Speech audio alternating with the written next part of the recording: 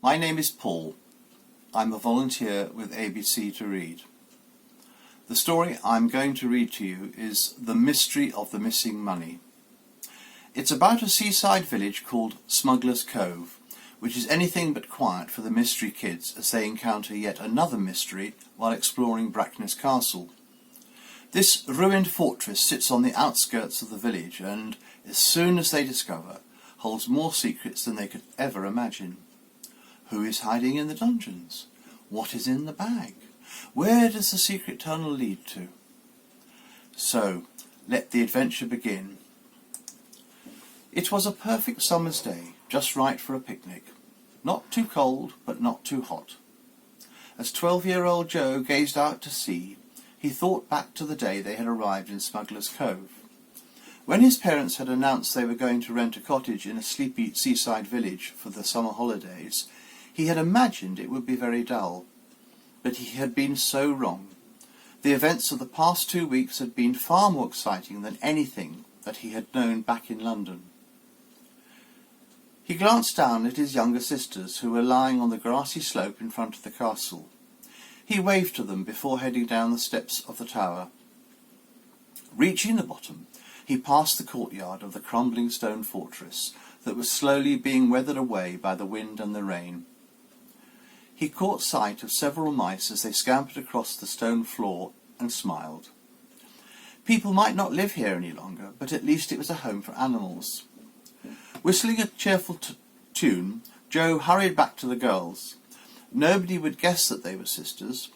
Amy, who was the eldest, had long brown hair and blue eyes, while Sarah had short blonde hair and green eyes. "What lazy bones you two are," Joe said as he sat down beside his sisters.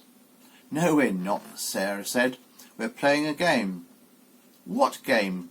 Joe asked, brushing his brown hair out of his eyes. "The cloud game," Amy replied. "Can you see a dog?" Joe lay down and tried to see if he could spot the shape of a dog in the clouds. He saw it and looked away and tried to find another shape. He couldn't see anything at first, but the clouds were always moving, so it didn't take long for one to form. "I see a plane." Amy searched the sky and smiled as she spotted it. "I see it. What about a fish?" She waited for the others to spot the animal, which Sarah did a few moments later. They played this game back and forth for the next 5 minutes or so, and then, as Joe felt hungry, he sat up and started eating one of the sandwiches their mother had made for them. The girls also sat up and began eating. Joe glanced towards them. "What do you say we have a dip in the water afterwards?" "We ought to wait for Will," Sarah said. Amy nodded as they swept her long brown hair behind her shoulders. Will was a local boy, and he'd helped them when they had been caught up in a thrilling adventure just last week that involved crooks, tunnels, an old manor, and even a boat trip to France. She grimly smiled. It had been scary at times, but in the end it had been worth it. After all, they had been captured, a bunch of crooks that would now be behind bars for a long time. She stood up. "He should be here any moment. After all, he did say to meet him here at noon." She walked to the crest of the hill that was nearby. Looking towards the village, she caught sight of a lone bicycle rider pedalling up the steep hill. Grinning, she waved and walked back to the others.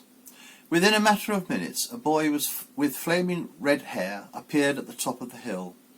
"Over here, Will!" Joe shouted. Will pedalled towards them. He climbed off his bicycle as he reached them. "Been here long?" Sarah grinned. "Long enough for Joe to explore the castle by himself." Joe smiled. "I didn't really explore it, just took a quick look round." "You climbed up the tower," Amy said. "Yes, but I didn't explore the dungeons," Joe replied. "Ah, the dungeons." Will sat down and glanced towards the others. "I don't suppose you've heard of the Dobson twins?" Joe frowned. "No. Why?"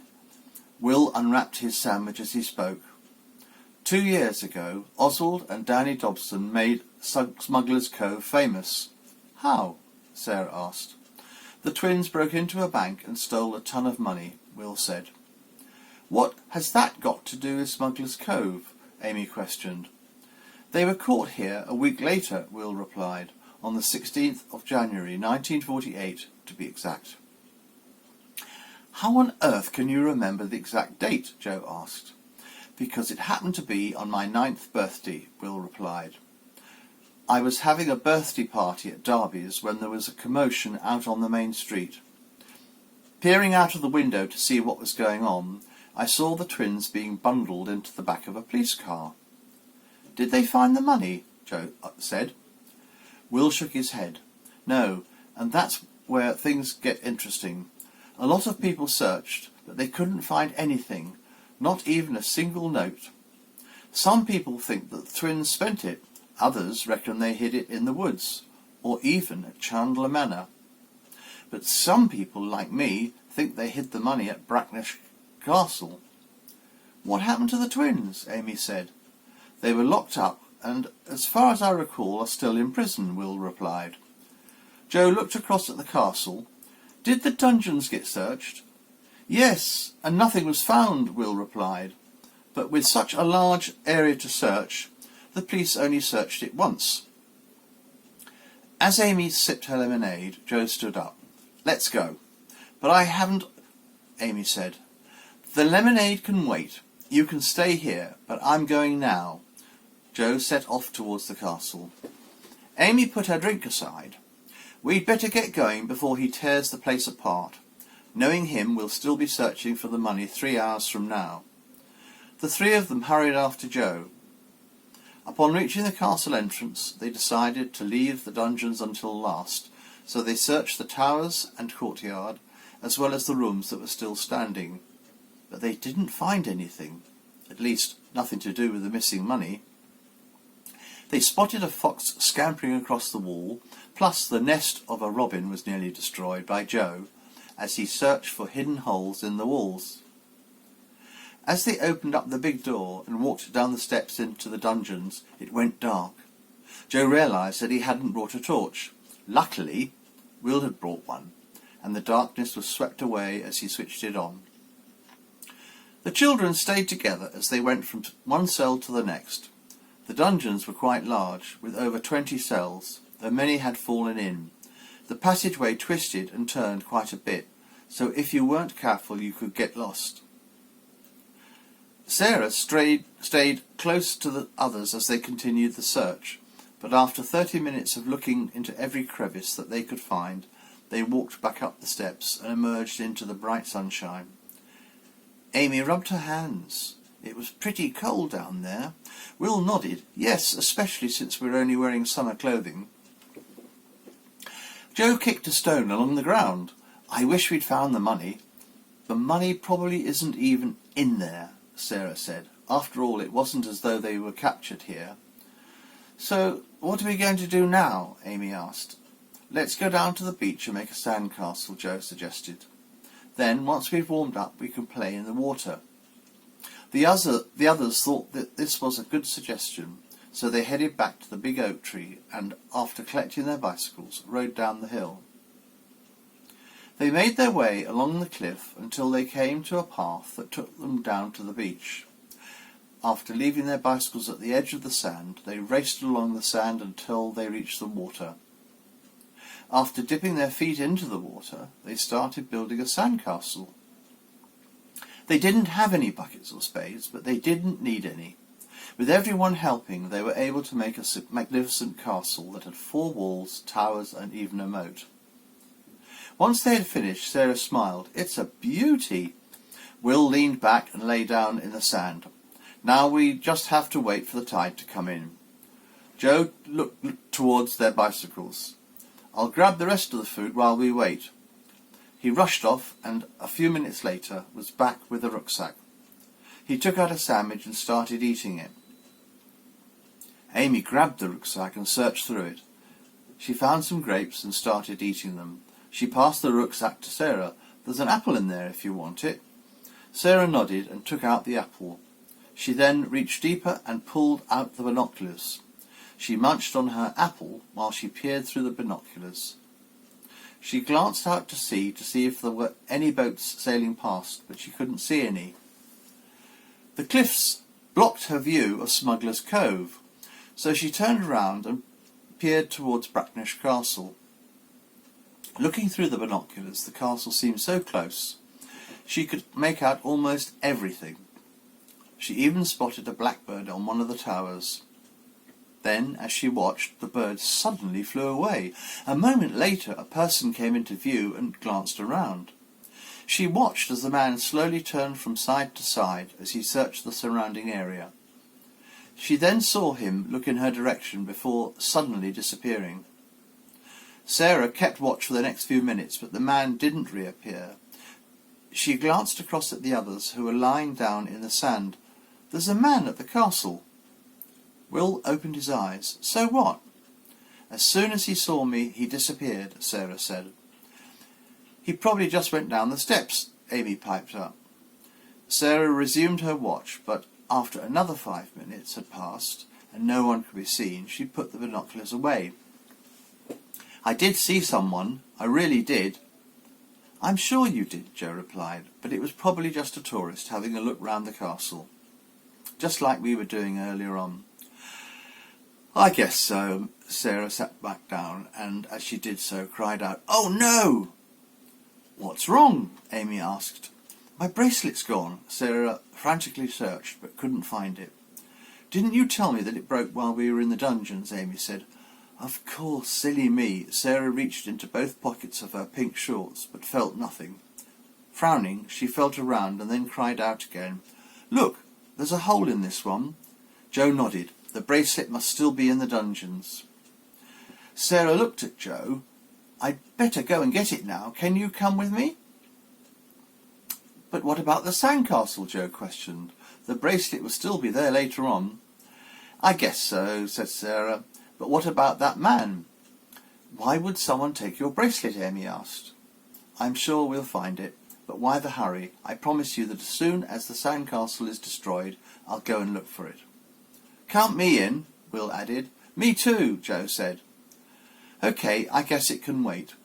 Sarah sat down on the sand and the four of them waited for the water to reach the castle. It wasn't long before Joe stood up. The tide's breaking down the walls. He rushed over and started making the castles thicker. The others joined in. They were able to contain the water at first, but then the water filled the moat and attacked the sandcastle on all four sides. They tried their best, but within a matter of minutes, one of the outer walls fell and water gushed in. "Concentrate on the inner walls," Will yelled. "It's our only hope." He stepped into the middle of the castle and waited as Amy grabbed some dry sand and passed it to him. As the water circled around, it began to get higher and higher. However, due to the hard work for everyone, the walls also got higher. As each wave swept into the moat and through the outer walls, the level of water got higher and higher. Soon the sand was inside the inner walls starting to get damp. "I need more sand," Will shouted. The others helped gather more sand, but suddenly a stream of water entered the main part of the sandcastle through a hole that had appeared in the wall. Will lumped dry sand onto the hole and covered it up. But a moment later, another hole appeared, and then another. Sarah was doing her part by throwing piles of sand onto the walls, but her aim wasn't that good, and half the sand was actually landing on Will instead. As water began to stream in through the inner walls, Will yelled out and abandoned his post. He leapt over the water and hurried over to where the others were standing. They watched in silence as the walls collapsed and water poured in. Within a matter of moments the castle was all but gone. Sarah stood up. "Let's find my bracelet now." "OK," Amy replied. She, along with the boys, followed Sarah to their bicycles. They were soon at the entrance of the castle. Dropping their bicycles on the grass, they made their way into the courtyard. Joe glanced around to see if the man that Sarah had seen earlier was nearby, but there was no sign of him or anyone else. "I told you he was just a tourist," Joe said as he headed down the steps of the dungeons. Will switched on his torch and paused at the bottom of the steps. "Where shall we search first?" Over here." Sarah led the way as Will shone the torch on the ground. The hunt for the missing bracelet lasted for a number of painstaking minutes until, finally, Sarah saw something glinting on the ground. She rushed over and reached down and picked up her bracelet. "Yes!" Joe smiled. "Good spotting. Now let's head back. I think it was this way." They hurried back the way they had come, but paused as they came to an intersection. Amy frowned as they saw a glimmer of light coming through the right. "What's that?" "It looks like someone else is down here," Joe said. "Who?" Sarah asked. "Maybe your mystery man." Will glanced at the others. "Do you want to see who it is?" "Yes, let's," Amy said. The group hurried towards the source of the mystery light. As they walked closer, they began to hear voices. The light also got brighter, and Will, who was at the front, suddenly paused as they got within hearing range. "Why are you—" Joe said. "Quiet," Will whispered. Everyone paused and listened as they heard two male voices having an argument. Staying close to the walls, Will inched himself closer so he could hear every single word that was being said. A minute later he hurried back to the others. His face was one of amazement. He pushed the others into a nearby cell before he spoke up. "You won't guess who's in there." "Who?" Amy questioned. "Danny and Oswald," Will said. Joe gasped. "The twins?" Will nodded. "Yes, they must have escaped and came here to get the money that they stole." "We need to tell the police," Sarah whispered. "But what about the money?" Amy said. "What if they find it before the police arrive?" "We could place some rocks in front of the door so they can't escape," Will suggested. Joe peered out of the cell door. "Let's get going now." Will followed Joe out of the cell. "I'll just make sure that the men are the twins." "But you said—" Joe said. "The only way we'll know for certain if it is them is if I take a peek. After all, they're supposed to be in prison, and I wouldn't want to drag the police up here for nothing." Will left the others and made his way slowly towards the other cell. When he was really close, he went slowly as he inched himself along the wall. He couldn't hear voices now, just grunting noises as the men tried to move something. Reaching the cell door, Will peered around it. As soon as he saw the two men, he knew that they were Danny and Oswald Dobson. They looked almost exactly alike, except for the fact that one was a bit fatter. They were sitting in the middle of the cell and were trying to enlarge the opening of a hole in front of them. The thing that caught Will's eye the most was the sack of money that lay beside them. There was no doubt about it. He didn't know how they had escaped, but they obviously had, and now they were on the verge of escaping with the money and disappearing forever. Suddenly, the fat man, Oswald, glanced up. He spotted Will instantly. "Hey!" Will turned and raced to the others. "Run!" The two men hurried out of their cell and the chase began. The children headed towards the steps, but Joe, who was in the lead, made a mistake and went left instead of right. By the time the mistake was discovered, the children had lost valuable minutes. Arriving at the bottom of the steps, Joe glanced around. "Do you think we beat the men?" "Not sure," Amy replied. "I can't hear anyone." "Let's go up the steps," Sarah said. They hurried up the steps. Joe pushed on the dungeon door as he reached it, but it failed to move. The others helped him, but it didn't budge. "So they did beat us," Will muttered, annoyed. "What do we do now?" Sarah piped up, fear colouring her voice. Joe looked at Will. "Is there another way to get out of the dungeons, other than through this door?" "Not that I know of," Will replied. Joe gave the door one last push. It didn't budge, so he headed down the steps. "Where are you going?" Amy asked. "If we can't escape, at least we can do something about the money," Joe said. The others hurried after him, and before long they were at the cell where the men had been. Joe walked over to the hole and saw it was deeper than he had expected. He also saw that, while the twins had gathered some of the money from the hole, still a large part remained. "Hey, look!" Sarah held up the sack of money. "It had a hole in it." "So that's what they were doing," Will said, "trying to get the money that had fallen out." But why couldn't they reach down and grab it? Joe tried, reaching down the hole. He couldn't grab the money with his hands and realised that he would have to lower himself into the hole to actually get to it. Suddenly, Will climbed down into the hole. "What are you doing?" Sarah asked. Will didn't answer as he knelt down and peered at something that the others couldn't see from where they were standing. A few moments later, he stood up and, still in the hole, glanced up at them. He was smiling. "I just found a way to escape." "How?" Joe asked. "There's a tunnel next to the hole," Will replied. "I don't know where it leads, but anywhere is better than here." "What about the money?" Amy asked. Will picked up the rest of the money from the hole and gave it to her.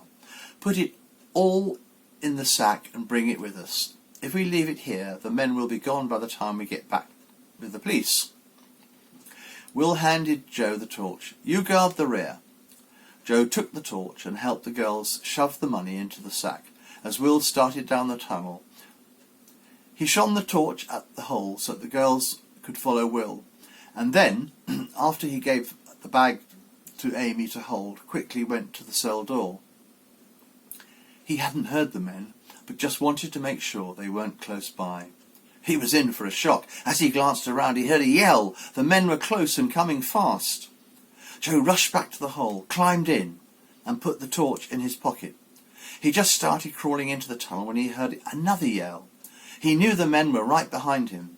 He hurried as fast as he could and soon caught up with the others. He briefly paused to see if the men would follow him, but he heard nothing, so he assumed they had given up or the hole was too small for them. However, he didn't think they would give up so easily, and so he continued crawling as fast as he could. Will paused as he caught sight of a light up ahead. It looked like daylight, and if so, that would mean the end of the tunnel. He called back to the others, "Not long to go now." Renewed with more strength, Will crawled faster, and as he did so, the light got brighter. He couldn't see the actual light source as the tunnel appeared to bend around a rock, but that didn't matter. He started thinking of what they should do next, when he crawled around the rock and found himself at the end of the tunnel. He stood up and realised he was in the back of a cave. He hurried forward around another rock and smiled as he caught sight of the sea. But then he paused in shock and disbelief. He walked forward to make sure his eyes weren't deceiving him. They weren't. He stood still, gazing upon what was in front of him. He couldn't believe it. He had thought that it was daylight and they were free, but they weren't. He was still standing there in shock when the others exited the tunnel and walked over to him. Sarah gasped at what she saw, what Will was looking at. "Goodness, what are we going to do now?" "It would have been better if we'd stayed in the dungeons." Will shook his head. "Nope, this tunnel was obviously made by a prisoner, so if he escaped—" "But we don't know if he did," Amy interrupted. "Do you have any idea of how we can get down from here?" Will didn't answer as he stepped forward and gazed down at the rocks 50 feet below. They were standing in a small cave that was halfway up the cliff. He gazed upwards and saw the cliff went on for another 30 feet or so. There was not a path to be seen, and with the sharp rocks down below they were stuck. Will sat down and thought things over. The others did the same. 3 minutes passed, and still they sat there. Suddenly, Amy noticed a small boat out to sea. "Hey, let's wave to that boat." She stood up and started waving and yelling. The others joined her, but the boat continued on its way. Sarah sat back down. "We'll be stuck here forever, and all because of me. If only I hadn't dropped my bracelet, then we wouldn't have come back to the castle, and we wouldn't be here now." Joe sat down next to her and put an arm around her shoulder as he comforted her. "If it's anyone's fault, it's mine. If I hadn't been so keen on exploring the castle, you would have dropped your bracelet." "Blame me. I was the only one who discovered this tunnel," Will said. "I thought it would lead somewhere, but it doesn't." Amy glanced at the three of them as they sat against the wall of the cave, all looking disappointed. "Is this it? Are we going to give up just because of a small setback?" "Small?" Sarah piped up. You call being stuck halfway up a cliff small? Amy nodded. What about when we were tied up in those tunnels last week? Or when we were held prisoner on a boat bound for France? Didn't we get out of those situations? Joe slowly nodded. Well, yes, but they were different. I'm sure we can find a way out of this situation, Amy said. Why don't we just go back the way we came? Sarah said. I'm sure the men will just let us walk out of the dungeons, Will replied, sarcastic. Joe walked to the edge of the cave and glanced down. He peered upwards. There were a number of bushes growing from holes in the side of the cliff. He turned to Will. How did you like hanging from a cliff last time? Will thought about when he had held on for dear life in their last adventure. It wasn't a good experience. Then I guess it's up to me then, Joe said. Will stood up and hurried over. You're not suggesting... It's the only way, Joe interrupted. What is? Amy asked. Joe pointed up the cliff. There's a chance that someone could climb up using the bushes as handholds and the holes as foot placements. They would be crazy, Amy cried out. Crazy for a climber to attempt it, but impossible for someone like you. She walked over to the sack of money. At least we can make sure that the twins don't get the money. Carrying the sack, she walked to the edge of the cliff. Will glanced at her. What are you doing? What does it look like? Amy held the money over the edge and prepared to drop it. Suddenly, Sarah cried out, and a moment later another voice called out, I wouldn't do that if I were you. Amy whipped round and gasped. The thin twin, Danny, was standing behind Sarah. He had his hands on her shoulders. Give me the money. No, Amy replied. Danny looked at each of them in turn. I got no grudge against kids. In fact, I actually have one of my own. Just give me the money and I'll let the girl go. Will stood up. And what if we don't? Danny glared at Will. I need the money, and I need it now. So give me my money or you'll get hurt. Joe looked at Amy. Give it to him. Amy walked forward and gave him the bag of money. Danny took it and shoved Sarah forward before turning and heading back towards the tunnel. Joe walked to the edge of the cave once more and glanced up. You can be sure that the men will block the tunnel to make sure that we don't get out. But that man said... Amy said. He's lying, Will interrupted. They know that the tunnel is the only way in and out of here. Or so they think, Joe said. Will stared at Joe. If you start that climb, there's no turning back. Why don't you wait and see if there's another way? There isn't, Joe replied, defiant. It's this way or no way. Besides, I know I can do it. He made his way to the left side of the cave and got ready to climb. It can't be any harder than what I did last week. Please be careful, Sarah begged. Joe nodded. I'll do my best. He started climbing. He knew what lay ahead would need all of his strength. It was tough, but not impossible. He had climbed his share of cliffs in years gone by, and knew that one mistake could be costly. The others watched as Joe slowly edged himself up the cliff. They could see how much he was struggling and could only imagine what it was like. If Mum knew what he was doing, Sarah said. It's a good thing she doesn't know, Amy interrupted. I can't imagine what she would be taking it well. After all, how many people would have climbed this cliff and lived to talk about it? On the cliff face, Joe hung on tightly to a small bush with only one hand as he used his other one to reach upwards for a little hole that he could see. He had to strain himself, but he made it. Clutching tightly onto his newfound grip, Joe moved his legs away from the small ledge he had been standing on and brought them up higher. Once he had found a small crevice, he let go of the bush and placed both his hands in the small hole. This procedure for moving was agonizingly slow, but there was no other way he was going to be able to climb up this particular bit. Joe knew that time was running out. He had to hurry. There was no point in climbing the cliff if he was going to be slow. He spotted another bush to the right of him. It didn't look as though it would carry his body weight. But he had to take a chance. He released his left hand and inched himself along a very small ledge until he could grip the roots of the bush. He pulled on it. It seemed strong enough. He glanced round and realised that apart from the bushes, it was sheer rock. This was the only way to climb up this part of the cliff. There was no use waiting, so Joe acted immediately. He grabbed the bush with his other hand and pulled himself up. He could hear the roots groaning and part of the foliage starting to pull away from the cliff, but he continued. This was it. He couldn't stop now. He reached the top of the bush and reached for another handhold, but he couldn't find any. He dragged himself up higher so his feet were resting in the same holes as the branch and tried again. He still couldn't reach. He glanced upwards and spotted 3 bushes in almost a straight line. They were roughly 3 feet apart from each other, and that was all. The rest of the cliff was sheer rock. He would have to leap from one bush to the next. This was going to be tough and scary. If the bushes didn't support his weight, it would all be over. He could feel the bush that he was currently on supporting his weight. It would be all over. He could feel the bush he was currently on giving way, and knew that unless he moved in the next half a minute, it would all be over. Taking a deep breath, Joe pumped himself up and flexed the muscles in his arms.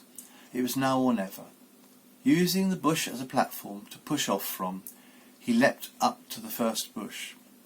Gripping tightly, he waited 10 seconds before he leapt again. Reaching that, he waited and then leapt. So far, he had been lucky. But now he had run out of bushes. He was quite close to the top. Only one leap remained, but it was going to be the hardest leap yet. There was the small ledge, a ledge that he could place his hands on and pull himself up, but only if he could grip it. It would be only possible if there was a crevice in the ledge big enough for him to slip his hands into. He had no idea if the ledge was flat or not, but the current bush being ripped away from the cliff by his body weight, he only had 2 options. Stay clutched to the bush and fall with it when it broke away from the cliff, or make the leap. Joe leapt. His fingers touched the ledge and started to slip, but then they dug into a small crevice and he held on. He breathed a sigh of relief as he hung there, suspended only by his arms. The bush that he had previously been hanging onto plummeted down the cliff face. By this stage his arms were really hurting, but he couldn't stop. He had to pull himself up. Once he did that, he would be on grass and the danger would be over. The longer he waited, the harder it would be. Joe took a deep breath and pulled himself up. He grimaced and yelled out in pain, but still he continued. A few moments later, he had flung himself upon the grass. He had made it!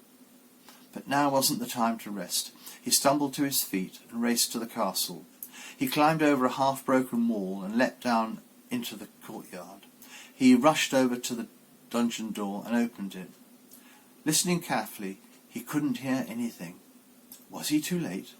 But then he smiled as he heard the men's voices. After hurriedly closing the door, he searched for whatever rocks he could put in front of it. They had to be heavy enough to stop the men from opening the door, but light enough for him to carry.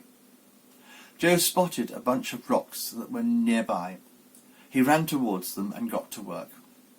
He had managed to put 2 rocks in front of the door when he heard 2 voices on the other side. This spurred him on, and he had just managed to get the 3rd rock in front of it when he saw the door move. It budged a bit and then stopped. He heard the men yell out in anger, and he realised he didn't have much time. He turned and raced to where he hoped his bicycle would be. It was right where he had left it, thankful. He hopped on and rode down the hill. It was a relief to rest his tired legs as he whizzed down the grassy slope.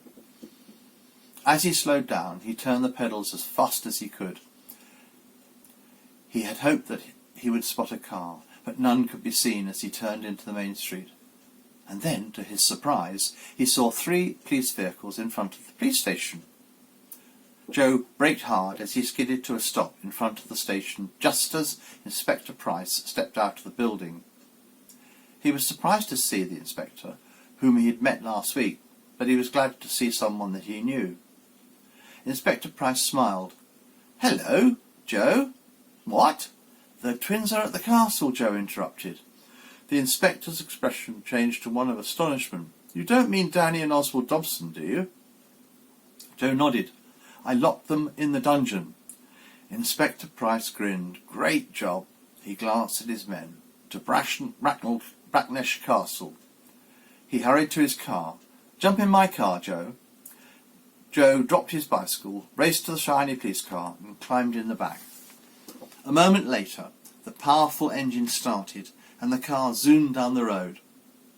The other police cars followed as the inspector's car headed out of Smuggler's Cove. Joe didn't know if the police cars were going to drive up the steep hill, but they did. He hung on tight as the vehicle bounced over rocky ground as it headed up the slope. The car came to a stop at the entrance to the castle, and everybody climbed out. The inspector waited until the officers were ready, and then he told them to circle the castle. Joe had told him that he didn't know if the door would have held, so the inspector wanted to make sure that, if the men were still in the area, he would catch them. Once the police officers were in position, Inspector Price, along with 2 officers and Joe, entered the courtyard. They paused and listened, but they couldn't hear anything. "Maybe the twins have escaped," Joe said. "Possibly," the inspector replied. The group hurried over to the dungeon door, and Joe smiled. The rocks were still in place, and by the banging noise coming from behind the door, the crooks weren't ready to admit defeat. The inspector whispered to one of his men, and he hurried off. Joe waited as the other police officers arrived at the scene. Then, as the inspector gave the word, 2 officers began removing the rocks in front of the door.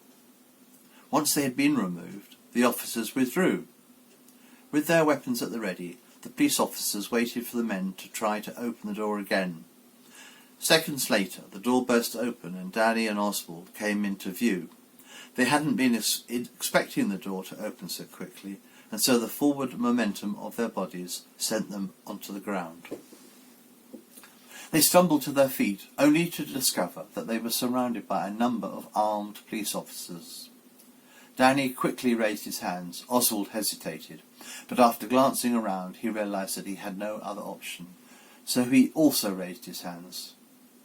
Danny caught sight of Joe. "Hey, how did you escape?" Joe grinned. "Wouldn't you like to know?" Inspector Price stared at the 2 crooks. "Where's the money?" "On the steps," Danny said. One of the police officers quickly went over to the steps and found the sack. He opened it and peered in. "It looks like it's all here, Inspector." Inspector Price looked over at Joe. "Good job. Now, where did you say the others were?" Joe climbed over the wall and walked over to the cliff as the other officers led the twins away. He went as close to the cliff as he dared to go and peered down. He yelled out, "Amy? Sarah? Will? Are you still there?" A moment later, Will cried out, "Have the policemen come yet?" The inspector called down, "It's Inspector Price here. We've caught the twins." "We'll meet you at the hole," Amy yelled. Joe looked at the inspector. "The crooks probably blocked up the hole. We'll have to clear it." The inspector nodded as the 2 of them walked back to the castle. He called out to 2 men, and the 4 of them headed down into the dungeons. That afternoon, a shiny black police car pulled up outside Rose Cottage. As Inspector Price climbed out and walked down the path, he couldn't help but admire the place.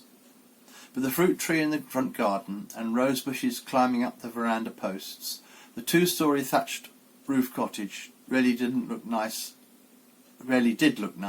this time of the year. He knocked on the door and waited. A moment later it was opened by Mrs. Mitchell. "You must be Inspector Price."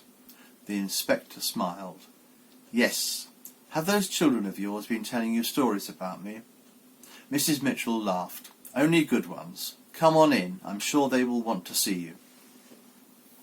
The inspector stepped inside, and the 2 of them walked into the living room, where the 4 children were playing a card game. They stopped as soon as they saw the policeman. "Hello," Joe said. I just wanted to say that we've counted the money and every single pound of it is still there. The inspector glanced at Mrs. Mitchell. I expect the children told you what happened earlier today. Mrs. Mitchell nodded. Well, not the whole story, but enough to work out what happened. But I don't understand one thing. How did the twins escape in the first place? The inspector grimly smiled. They were lucky. The van that was transporting them and several other prisoners flipped on a wet road late last night. I arrived at the scene of the accident to find the guards injured, but the prisoners gone. Did you catch the rest of them, men? Amy said. By the time morning came, we had rounded up most of them. By afternoon, we were just missing the Dobson twins. I had just arrived in Smuggler's Cove to start a search of the surrounding area, when Joe arrived and told us the news. The inspector glanced at Mrs. Mitchell. You have some fine kids, ma'am. Mrs. Mitchell smiled. I know. Well, I'd better get going. See you round. The inspector turned and left. Will glanced at the others. That's another case we've helped Inspector on. Joe smiled. Yes, it's starting to become a regular occurrence. Just as long as it doesn't happen too often, Sarah said. Amy looked at her younger sister. Why not? I thought you liked adventures.